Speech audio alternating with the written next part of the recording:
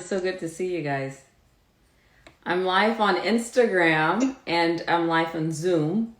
For those who are in the room, welcome. For those on Instagram, welcome, welcome, welcome. All right, so let's make sure everyone is muted on Zoom.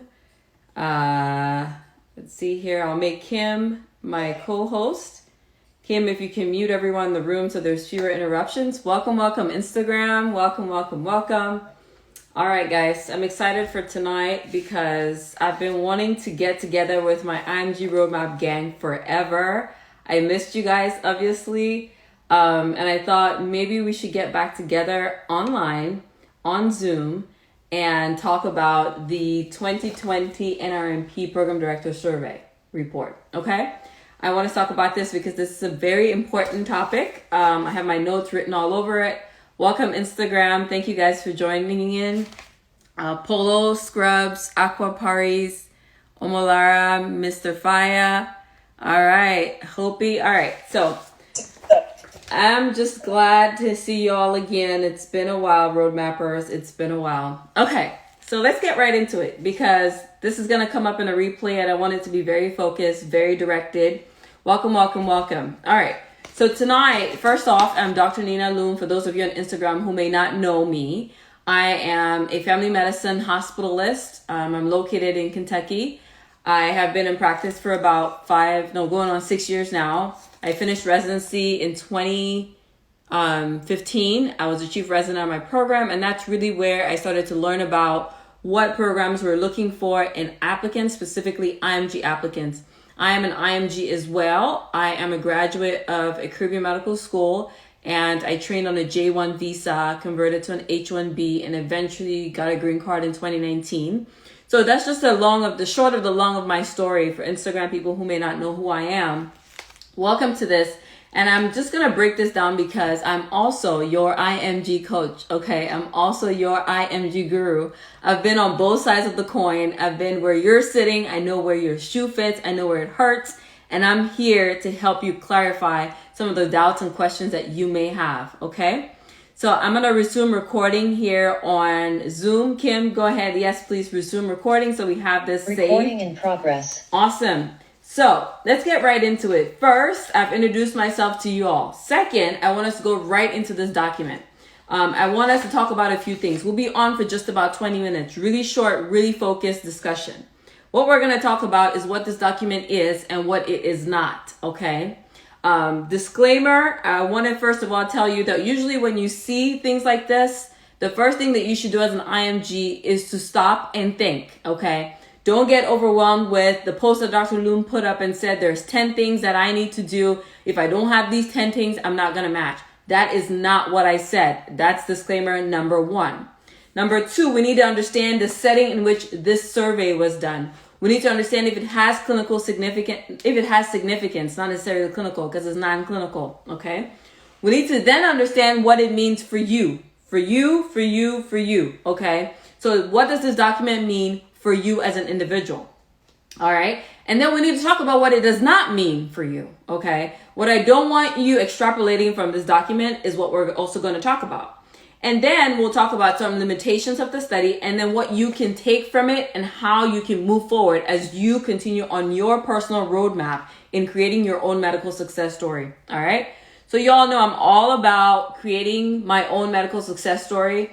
I'm still in the process of it. I think the biggest and worst part of it is behind me, having completed residency and being fully in practice and having overcome my immigration hurdles as well. So all of that is behind me now. And I believe strongly that a lot of you can have all of this behind you as well because there's nothing special about me. There's nothing special about all the other attendings that you see on Instagram and all these other places who have completed residency in their desired specialties. Those that you hear from on the IMG Roadmap podcast. They're not special. They're just like you. Okay. So that's the first thing you need to remember. What we should be focused on is how this information is applicable for each and every one of us, how we can learn from it and how we can move forward from it, as opposed to trying to figure out who's better than us and who's not better. And because we're an IMG, we're screwed. No, none of that negative self-talk here. Right. So let's get right into it. The first point I want to make is data does not define you. Okay. So before we get into talking about the specifics of the survey, keep in mind that data does not define you. You are the single most important numerator and denominator in your story. In your medical success story, it's just Nina over Nina, okay? It's Raquel over Raquel. It's Melissa over Melissa. It's Mimi over Mimi. It's Sarah over Sarah. It's Les over Les, okay? Dr. Ramirez over Dr. Ramirez. It's not Nina and XYZ over all the people in the world. It's you alone, okay? And so data doesn't define you. You can't look at a document like this and then doom yourself and say, oh, this is done for me, this is over. That's not what this is about. And that's not what we're doing here tonight, okay? What data does is data guides you. Data shows you what is possible given the right setup.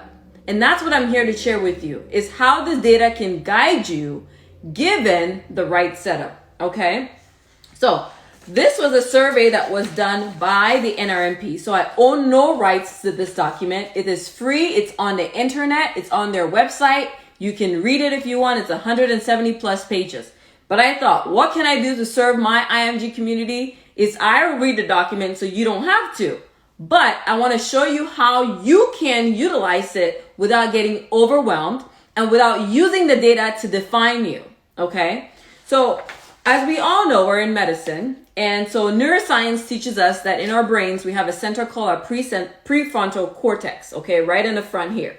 In my culture, they say the bigger your forehead, it means the smarter you'll be. I guess they thought about the prefrontal cortex when they came up with that analogy. But the truth about the prefrontal cortex is it's responsible for our critical thinking. It's responsible for us analyzing things, okay? And the prefrontal cortex is so important because it really helps us with complex tasks.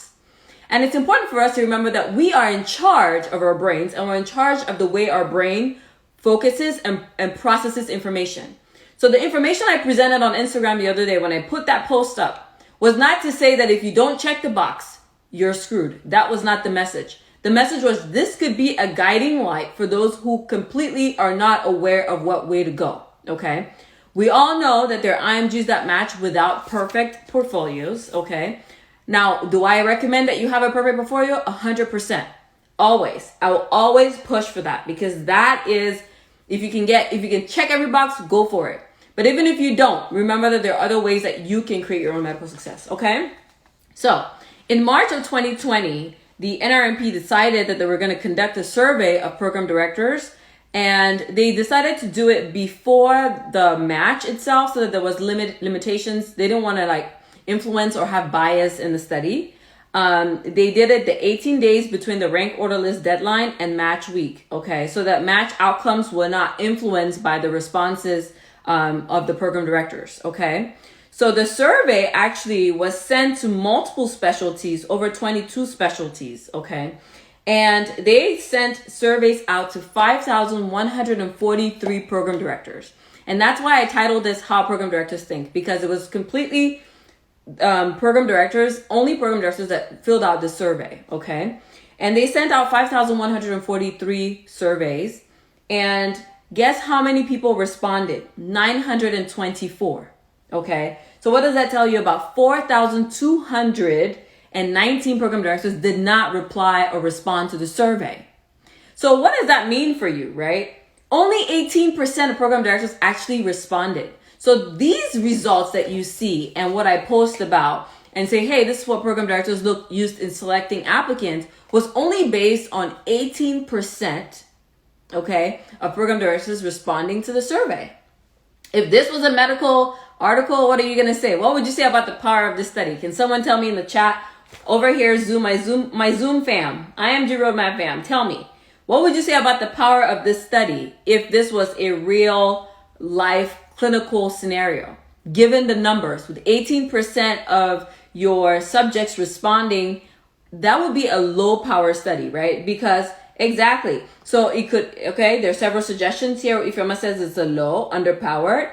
Okay, we can't talk about significance because there's no p-values here, okay? But we could just say we had a lower number of program directors respond. Now, 18% of program directors, 924, that's still a big number. That means 924 programs responded, or the leadership within 924 programs responded in some capacity. but it wasn't it wasn't the majority. And so what that means is you can't take this data and then say, well, if I don't have these 10 points, I can't match, or you can't match, or whatnot. Because that's what you hear on Student Doctor Network. That's what you hear on all these other places. But what I'm going to tell you today is what you can do, okay, with what you have in your hand. Because you can only deal with what you have in your hand, right? You can't create something else. You start with what you have in your hand, and then you work to create what you want with what you have in your hand, okay? And so now that we've highlighted that, let me ask this question. How many of you have ever looked at this document or read it? Have any of you reviewed this document in the past? I want to see your comments. We have some requests to be in the, okay. Let's see if there are any, okay. So Maria has, okay, Dr. Ramirez has briefly looked at it. Maria has looked at it. On Instagram, I don't see anybody indicating. Okay, Frederic, okay, all right. All right, we have 2 people on Instagram that have reviewed it. So that being said, I want you to use this document in a few ways. Let's look at the top 10 factors, and then the factors that made the top 10 list and the factors that made the lower 10 list. So the top 10 factors, what does that really mean, right? So each program director was given a citing factor. They were given an average rating, like to say, hey, from a rate of 1 to 5, with 5 being very, very important, for example, and 1 being not at all important, how do you rate this in a level of importance, okay? And then they also looked at the percentage of, citing factor. So for example, if I was a program director, what that looked like for me was, I probably got a form. This is me, I'm doing guesswork now. I probably got a form that said, these are a list of things that we want to know if it was important for you, Dr. Loom, to select an applicant to your program. And you're going to rank it from a scale of 1 to 5, with 5 being really, really important and 1 being not important at all. And then I'm going to send it to you, Dr. Loom, and I'll send it to multiple of your colleagues and friends, okay? And so when they put the data together, they're saying, you know, what factor got the highest rating, meaning that most program directors felt like these things were like really, really important, okay? And what factors got like the lowest rating, meaning they got maybe 3s and 2s, and they were somewhat important, but not the key things that were being looked at, okay? So when you look at citing the key citing factors, then it's a little bit different from the top 10 reasons that program directors use in selecting applicants for interview. The top citing factors, actually, you have the failed USMLE attempts, and then you have professionalism and ethics, so evidence of professionalism and ethics, and that usually comes in your CV and things that you've done. And then they had if your application was flagged by the NRMP. So if your application was flagged by the NRMP, that meant that could be an issue for you, because obviously that means you've maybe had a violation or something of that nature. And then they also looked at letters of recommendation from the specialty was in that top rank as well. And then you start to walk into prior failed attempts in other tests, so any of the USMLEs in general. And the USMLE Step 1 score was actually not the first in that entire document. It was a 4.0, but you have items like any failed attempt being a 4.5. You have items like evidence of professionalism being a 4.5 as well, okay? Now, when you come back into the specific factors, USMLE Step 1 score only became the highest percent citing factor because I think it's an objective standard. It's a one-time score, meaning that it's a one thing that someone can tag on to you to say, you know, this is objective. So 90% of program directors rated that at a 4.0. So it's not the highest. It doesn't get a 5. It didn't get a 4.5, but it got a 4.0. Other items that got a 4.0 were USMLE CK, but it was a smaller percentage of program directors that chose that, for example. The MSPE was also a 4.0, but it was a smaller percentage. And so the document is very dynamic and should be reviewed in that light, okay? Now, we know that in the medical circle, we'll talk about USMLE Step 1 is the top thing, and that's probably why it's shifting to a pass-fail after January, because maybe the focus has been so much on a numerical score that it's to the point where we're missing out on truly assessing a holistic applicant. And I really believe that your program directors or your future program directors have your best intention in mind, and they do want indeed to train applicants who want to be there. They want to train applicants who have that desire, like everyone on this call, I would presume, and everyone on Instagram that's watching. Because that is really, that's the utmost, is to train somebody who really wants to learn and to help the people within that specialty. So I think that they really do a holistic review, and this document doesn't define every program director, but it could be a guiding light for someone who is unsure as to where to start. And how can that be a guiding light? One way is, in this document, you don't have to review all 170 pages, okay? You can only review what's specific for your specialty, because what you can learn is you can get an idea as to what is the average score, or what are the performance items that most, or 18% of program directors, or whatever percentage for that specialty that responded to the survey felt was important. So for example, if you go and you look at it from a specialty specific standpoint, you may notice that USMLE score could be higher on certain things in certain specialties, and it may be regarded a little bit low, not lower, I would never say lower, but maybe your professionalism is a little considered more important, or your interpersonal skill or other items could be considered equally important. You also have items like the personal statement, which is a great way for you to showcase who you really are without having even talked to someone within the setting of an interview. So that's another great area, okay? And if you failed an exam, does that mean automatically that you are no longer an appealing candidate, or that you will not match? We know that is untrue, because we've seen physicians who have had failed attempts match into residency, whether it's through listening to their stories on the podcast, or even just through your social interactions on Instagram and other social media platforms. So we all know that those things do not, like for example, these factors do not necessarily limit, or I shouldn't say limit, they do not keep you away from receiving an interview. But should you meet these items, you have a much better chance, is really how I would look at it. So what does that mean? If you're studying for step 1, this is why it's still important to pass the exam. Whether you're going to take step 1 now or you're going to take it after January, the most important thing at this time is when there is a numerical score, your numerical score is still going to be looked at if you're applying in September of 2021. So if you're applying this September, your numerical score is still going to be of importance. Okay. Now, after January, maybe that numerical score is no longer on the transcript, or is no longer produced or whatnot. You'll still have a step 2 CK, which is also right up there as to factors that are cited highly. Okay. Other things that you could consider is personal statement. Is it thorough? Does it describe your desire for the specialty? Does it talk about your personal attributes and characteristics? Okay. What does your dean write about you? Your MSPE. Those of you that took the IMG Roadmap course, I was able to share with you samples of what an MSPE looked like. And that's just another way that gives another perspective outside of a letter of recommendation, right? For you to vouch for you to a program. So I usually recommend, even if you've been out of residency for so long, start contacting your dean right now, because if you can get an MSPE, that can make a difference for you, especially if you're looking at a program director that loves to have an MSPE in hand when assessing your scenario. Additional items to note: letters of recommendation within the specialty. Again, this is something that I talk about often, but having at least one letter of recommendation from someone in that specialty says you have been observed by a physician within that specialty, and that person knows about your work ethic, your personal skills, your interpersonal skills, your professionalism, who you are as an individual, and they can vouch for you. So that's one way where you can have evidence of professionalism and ethics, okay?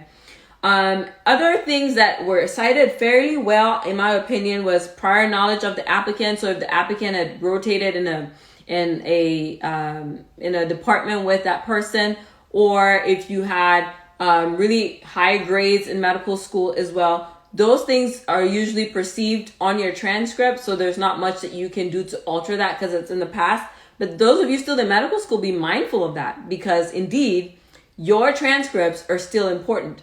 Your forms or your performance in medical school is still important, because even your MSPE contains, the extracurricular work that you did, or sometimes even the research work that you've done, or any academic or scholarly activity that you've done. So your school may want to capture that information if you actually implement or do those things as an individual. So what I want to challenge you guys to do today is, if you haven't already, take a look at the document from a standpoint of only your specialty. From the standpoint of the data does not define me, but the data can guide me to figure out how I can make myself more competitive, because we're always talking about being competitive, right? And you all know, obviously, yes, I do help IMGs in a private setting within my group and help them to improve their individual competitiveness. But you can also look in this and say, hey, I'm looking at orthopedic surgery, for example. What were the program directors that responded to the survey deeming important for their applicants that they selected for interview? And then you reverse hack that to say, okay, here's what they considered important. How can I bring that to the table? Okay, if they felt like it was important to rotate with them, well, how can I find that observership? If they felt like a personal statement was important, well, what do I need to put in it? Okay, so those are things to consider as well. So we're going to take some questions now. We'll do questions for the next 10, 15 minutes. I'll start with my road mappers because they get first preference. They're my private group. So how about those who are taking step 1 in December? Does the score given still matter? The scores do not change until after January of 2022. So depending on when your results come out, you'll be the one to tell us whether it comes out after January or before January. So I can't predict that for you, unfortunately. Let's see, how many LORs, or does it depend on the program? So LORs depend on the program. They'll tell you if they want 3 or 4. Average is usually about 3. Is 1 month elective okay for an IMG? Franklin's asking. It depends on what you're applying into, and if that's 1 month could be okay. There's some people that match without those electives, okay? But yes, 1 month is fine, is what you can get. So someone asked me to save the live. Yes, we'll save the live. How about those taking step 1? So let's see if there are any questions in the chat here. No questions yet in the chat. Okay. So what have you guys taken from this? All right. What have you taken from this? One is, remember that this data does not define you. Okay. Only 18% of program directors use this information or responded to the survey, but it can guide you. This data can guide you. You can use specialty specific information to determine what those program directors that responded would look positively on. And then you can reverse hack it to say, how can I meet those requirements or those items? Okay. So those are just some general items to note. And someone's asking, how do I prove my application if my step 1 score is low? Again, same thing we just talked about, right? Personal statement, clinical experiences, letters of recommendation. Another person asked, how can I find summer research opportunities in the US and when should I start? Summer research opportunities, there's not a repository that I know about personally. Usually most people get these by individually contacting academic institutions, and that requires a lot of research and a lot of Google searches. So for March 2022, Amaria is asking, the US graduates will have step 1 score, but we might not. Should we prioritize scored step 1? I don't understand your question. I don't think that IMGs are going to be the only ones getting a pass-fail. Everybody that's taking step 1 after January 2022 will be on a pass-fail system. So it's not US graduate versus IMG. No, it's universal. EC is asking if I'll have a personal statement course available. Yes, I do have a personal statement course available. It's already in development and it will be coming live next month, so in July. So just look out for my page. I'll have that as well on there, or on imgroadmap.com. What if your grade on that specific core rotation is low, however you're very passionate about this and your LOR is good? So if so, okay, so you are planning to do a specific specialty and you had a low grade in that rotation, do an elective. Do an elective in that rotation and try to see if you can get a better grade during that elective. And then have that person write you a letter recommendation and maybe even be open with them to say, hey, my grade wasn't great the first time I did this rotation. Can you speak to how I'll make a good applicant for this particular specialty? Because obviously if you're going back to do an elective, you're saying, hey doc, I'm coming back to an elective with you because I did not do well when I did my core, but I'm really interested in OBGYN, for example. And I really need your help to assess my skills and see if I've gotten better so I can get a stronger letter of recommendation for the specialty.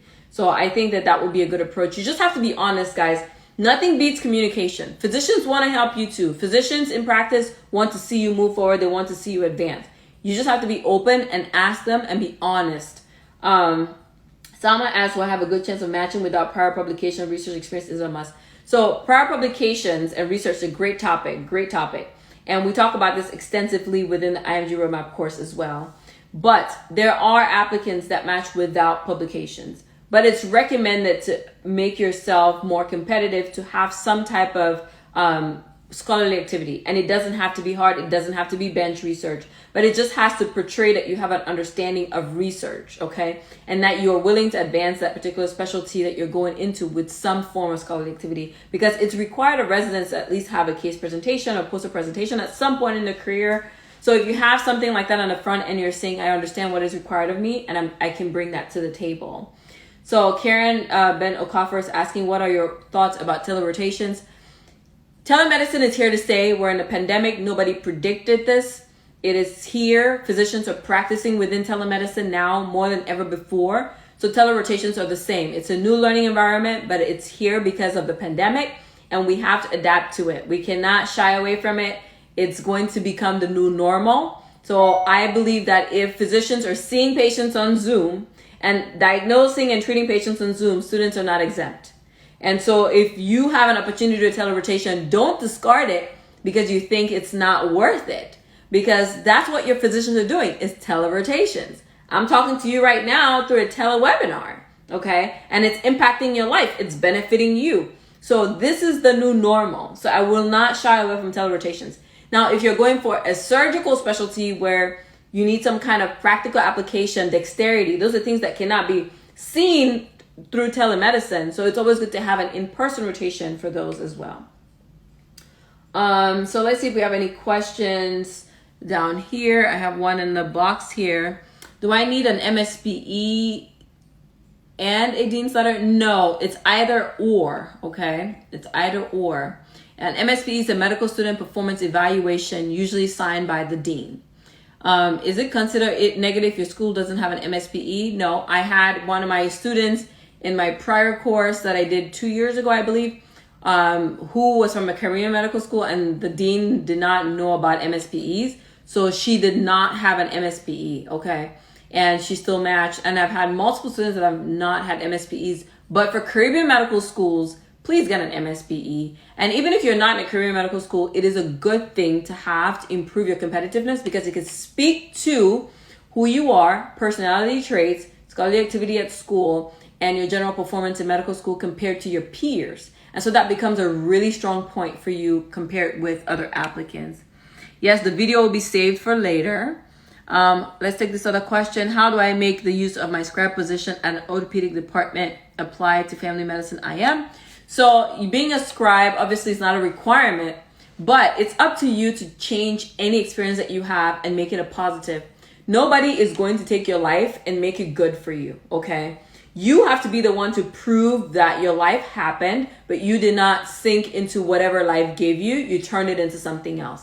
If I was an MA or a scribe in an orthopedic office, what I'll be trying to do every day is not only take care of the work that I'm doing, but I'll be speaking to my orthopedist and making sure that he's aware that I'm applying into FM or IM, and see if I can create a network or a connection with him to the point where he can refer me to another colleague who would allow me to observe them actually do an observership in a specialty that I'm interested in. So I would use that as a networking opportunity because I'm now in a healthcare system that has IM docs and FM docs, and that's what I'm interested in. And I'll just use that as an opportunity to email people and network with people that are within that network that are in that specialty that I'm really interested in. Okay, that's how I would use my scribe experience.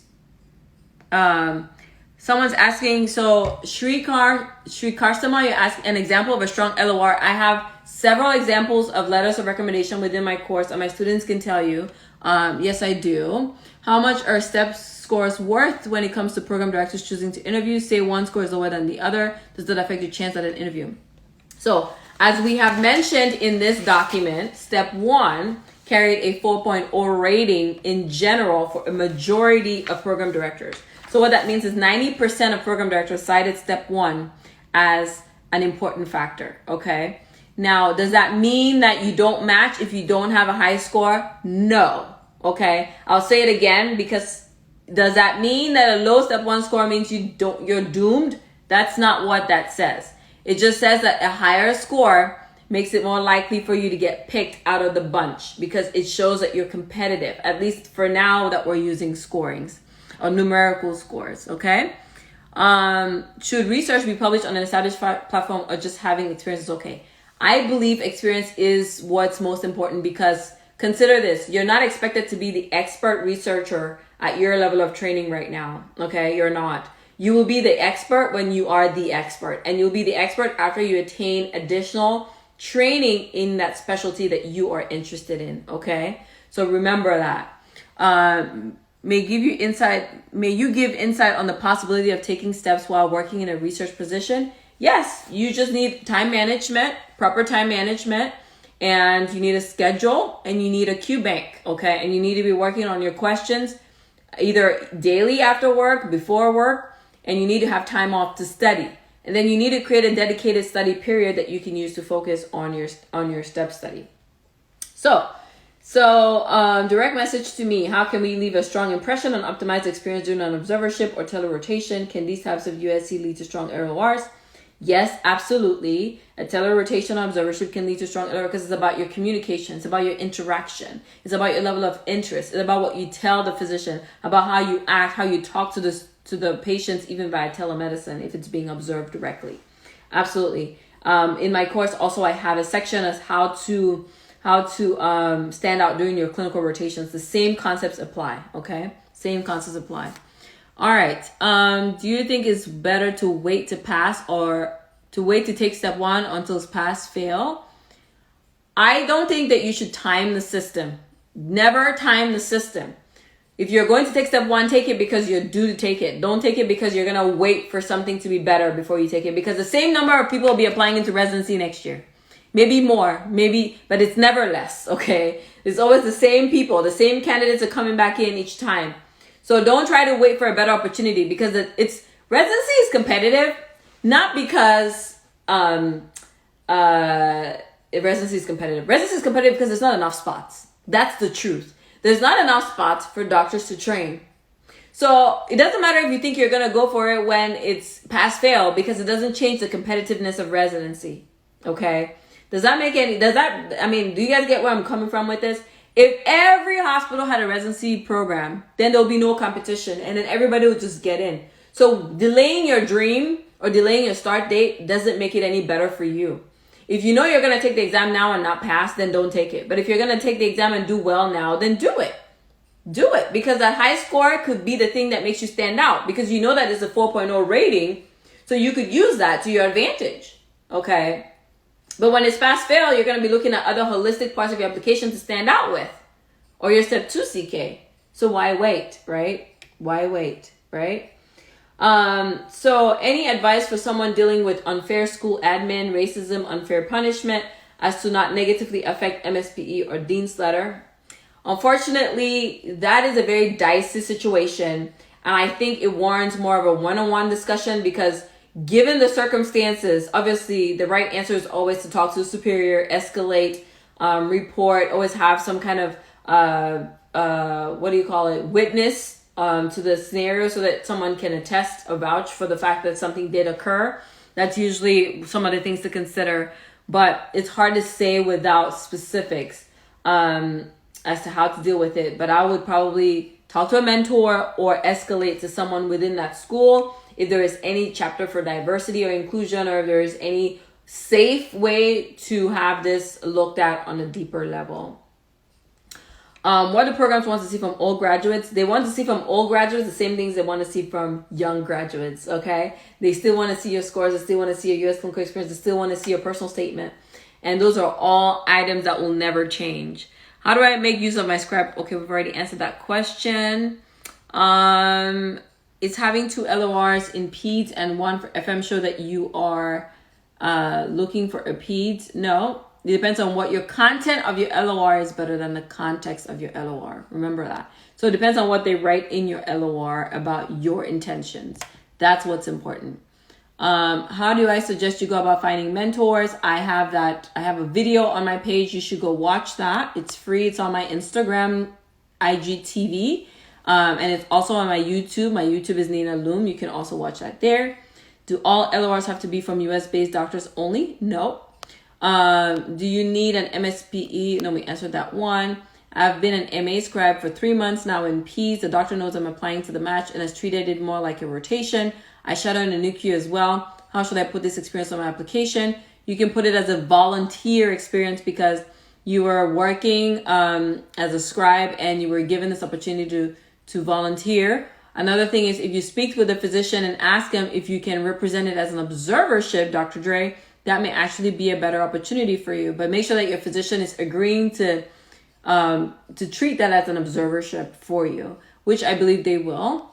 So that's a prime example of being an MA or a scribe, but using that to say, I'm going to use that as a networking tool, as a gateway into the program, right? So a lot of times being an MA and a scribe doesn't just mean you just go in there and write notes. It's about you talk to the physician and you network through that to get an opportunity. Another question says the current MS2 in US already have step 1 score. They'll appear in the same match in 2022 as some of us IMGs. Do we give score step 1 over pass fail? If you're ready for the exam, take it. Don't time the system. Do you recommend a career medical student to write the clinical rotations under work experience of ERAS? Yes, my school writes on my MSPE just to make sure that program don't overlook my MSPE. So I find that to be redundant for career medical students only, but it will not hurt if you chose to put that in your ERAS application as well. But just make sure that you represent it as clinical rotations, not as though you worked in those departments. And how to get a research associate position. Please watch the video on my IGTV. I've answered that question before. It's saved on my IGTV because it's a frequently asked question and that can help you there. Let's go back to Zoom. Do we have access to study schedule templates on the portal? No, we do not. I'm not sure exactly what you're asking, but if you're talking about templates for studying, like scheduling your study time, I can create one, but I've never had one on the IMG Roadmap, but I could definitely create one. I think that's a great idea. So I'll definitely create something as a roadmap that you can use if you're studying. Do you recommend applying to several specialties to increase chances? No, I usually recommend focusing on your one top and then maybe a backup if your portfolio is weak. And by weak, I mean multiple attempts, failed attempts, lower scores, no letters, and things like that. Does that make it different if we take step 3 after documents are already in? No, I don't think. What is the effect of a fail step 1 score on an older IMG? So I don't think that the effect is different because you're an older IMG. I think that people that call themselves older IMGs are more worried about that term than what it really means. I think what's important is you being able to explain what you've been doing during that time frame that you've been out of school. Okay, that's more important than the idea of a failed, because you could fail step 1 and do really well the second time and have a 240, 250 or something really, just knock it out the park. At that point, it's about how you describe why you failed step 1, maybe in your personal statement or in the reasons why your medical education was prolonged or whatever. That's more important than the fact that you're an old IMG. I think the old IMG thing is so misunderstood currently. Is the research in our country okay? Yes, you can do research wherever you're located. Research is research. You can advance the specialty. I think a lot of the questions coming in is a lot of us are not understanding the why, okay? You're not understanding the why behind why these items are talked about as important for the match or important for residency application. It's not about checking boxes, okay? That's what I'm trying to relate to you guys. It's not about just taking that Instagram post and saying, this is what program directors think I should have. I must have it. Otherwise, I don't match. You can check all the boxes and still not match. Do you realize that? Do you realize that? Because the match is not just about checking boxes. The match is about doing all these things, going to interview, having interpersonal skills that people actually want to work with you, and then employing you to work with them. Okay? So they're two separate things. They're two separate items. The first item is getting invited for interview. The second item is killing your interview and being ranked high enough to match. What this document and what this live today is about is the first part, okay? Working towards getting invited for interviews. Your exams are going to be important. Your personal statement is going to be has to be compelling. Your letters, you're going to have to select good letter writers and actually have people that put substantial content in your letters, okay? Those who do rotations within specialties that they're willing to apply into or wanting to apply into, usually more often than not, are fairly looked upon, okay? So those are just items to consider. Anna says, do you recommend that we say step 3 before matching if we have the time?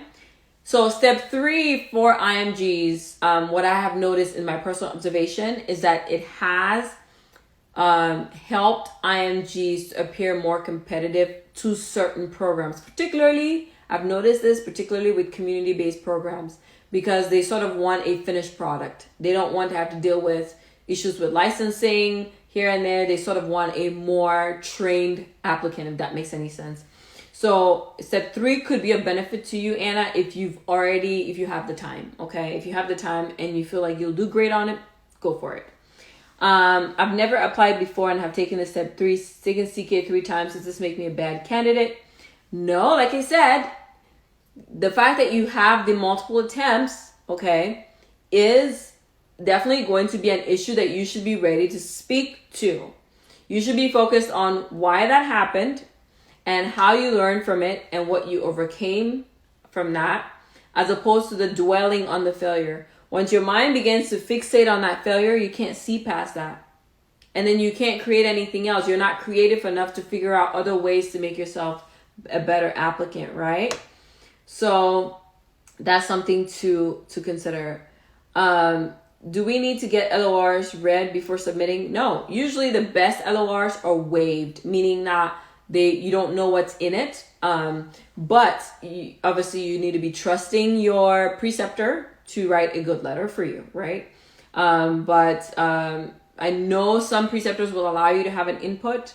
That's not necessarily, doesn't mean that your letter must be read. I had attendees who submitted letters without even giving me the opportunity to read them. And I trusted them and I worked with them and they knew me they knew me so well that I trusted that they will write a good letter. And I talked to them about what I was wanting from my letter writers and they were willing to meet me halfway on that.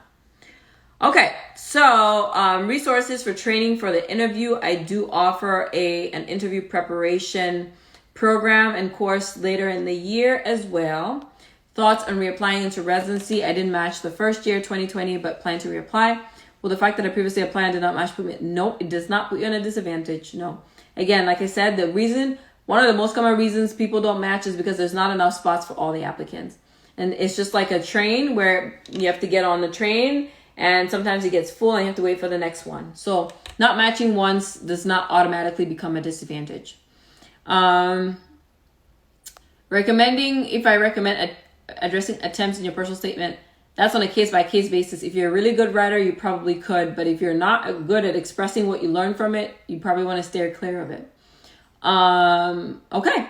That brings me to the end of this session. I had a 40-minute slot planned for this. So my homework for you is to look at this document through the lens of what specialty am I applying into and what percentage of program directors, what did they say about what they were looking for in applicants that they invited to interview. Okay, that's all I want you to look at. I don't want you to use it you're not a soothsayer, you can't predict the future.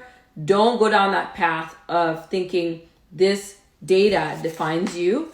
This data guides you, okay, so that you can create your own success story by mimicking and producing the high ticket items on the survey report. Okay, did they rank letters in the specialty? I need to get at least one person in that specialty to write me a letter. Did they rank personal statements high? I need to make sure my personal statement kills it, okay? It's compelling, it's coercive. Did they rank step 2 scores and step 1 score where I didn't have a good step 1 score? I'm going to do way better on step 2 CK. I'm going to knock it off the park so I can talk about how I improved, okay? Did they talk about perceived commitment to the specialty? Well, when I do my next volunteer experience, I want to make sure that it's within the specialty that I'm applying into, okay? You know, do they want to look at my leadership qualities? So the things that I put on my ERAS application, which I will have a webinar about how to fill your ERAS form as well. And that's also part of my course for those who've already taken it. But definitely, these are all items that you can work on. These are all areas that you can begin to improve right now, today, where you're sitting. You don't have to wait until some arbitrary date to start. So that brings us to the end of the live. I will continue to do these lives at least once a week. I'm hoping I can commit to it, but I haven't committed yet. But I usually am planning for my IMG Roadmappers. Those of you who are part of the IMG Roadmap, you'll be hearing from me because I want us to try something different this year and do more longitudinal coaching. So definitely look out for those emails coming. Right, guys, thank you so much for joining in. I really appreciate your time with me. And if you did learn from this live, just tell me right now one key item that you're leaving with tonight. And then also share it with your friends that are IMGs who could not be here. And encourage them to only look at this document as a guide, not as a definition of who they're going to be. You're not going to use this to check boxes. You're going to use it to create your own medical success story. You're going to use it to reverse hack and say, how can I present some of these things that are highly ranked by program directors to present to them, right? If somebody tells you, I like rice and peas, what do? You present them rice and peas, okay? So if they like a good personal statement, you make sure your personal statement kills it. If they want a high step 1 score and you still have to do it, you do that. If you did not do well on step 1, do step 2. Do way better on step 2, okay? If you did not do well on step 2, then do step 3 and do way better on it. You just keep improving yourself, okay? So I thank you guys for joining.